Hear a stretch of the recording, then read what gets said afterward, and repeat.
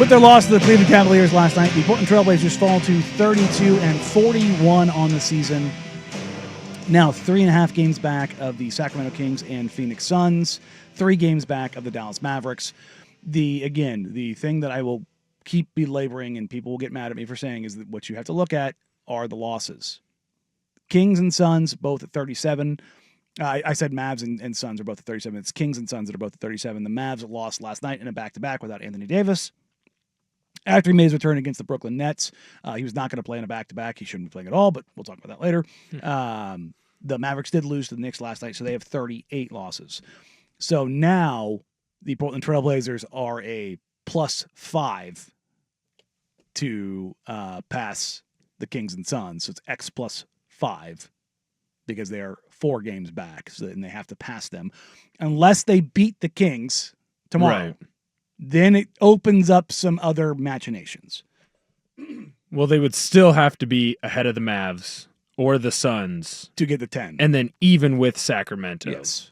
So they're not going to make it. And I mean, frankly, you shouldn't want them to make it. What's best for the organization is hopefully, some lottery balls go your way and you get a higher pick than where you're slotted to right now.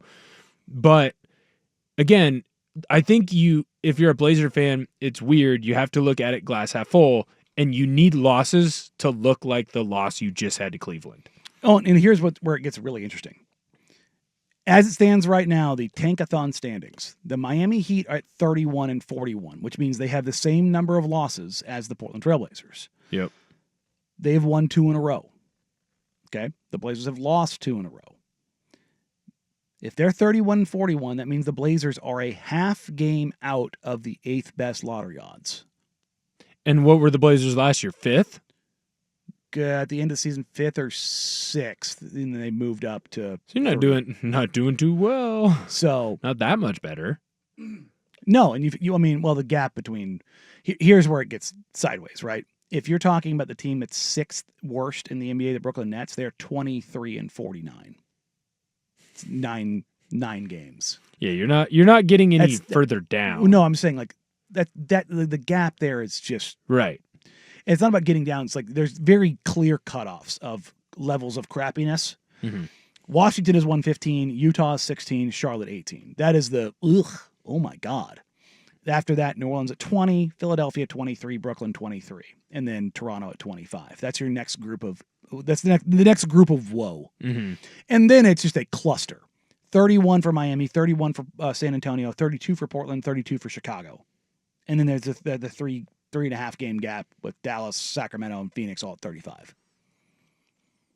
So when you look at this, like the 76ers aren't going to win another game. They will do everything in their power not to because they lose their pick if they're higher than 5? 6. Higher than 6. And it's not where they end the season. It's after the lottery odds. Right. Somebody has jumped up every year. So they need at least to be 5th to give them that, technical 2-spot wiggle room, both 5 and 6. So you're essentially locked into 8 as the Blazers. Your best possibility, yes. So mathematically, and even if you factor out like players that aren't playing and stuff like that, the most likely position for the Blazers to finish the season right now is the 8th best lottery odds. I've been saying that for about 6 weeks. Mm-hmm. Just kind of looking at the schedule, looking at the math, and looking how things were going to shake out. Even after they got a couple wins and the Suns and Mavs, I was like, the probability right now for the Blazers to make the play-in is 2%. Chip in a chair. But so, and just for perspective, the Blazers have a 3% chance right now at the 10 spot at the number 1 overall pick. They quite literally have a better chance at number 1 overall pick right now than they do of making the play-in. Well, you know what? I kind of like that.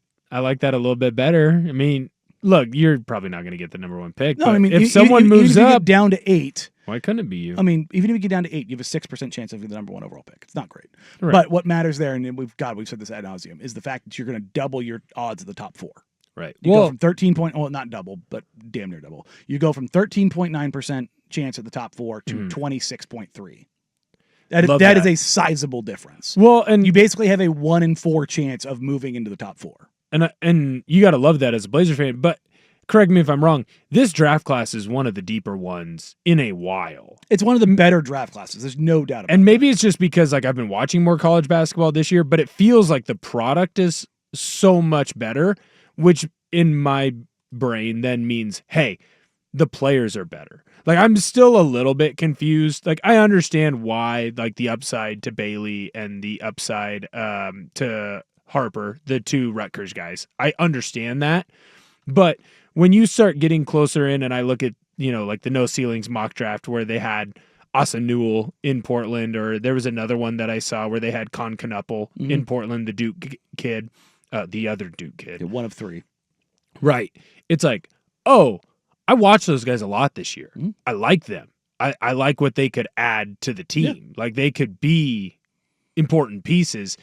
And again, maybe it's because I watch more college basketball this year, but it does feel like you're going to be okay if you can get, top 5 or higher. You're going to get a pretty good return. You into the top 4, you're in a good spot because real good.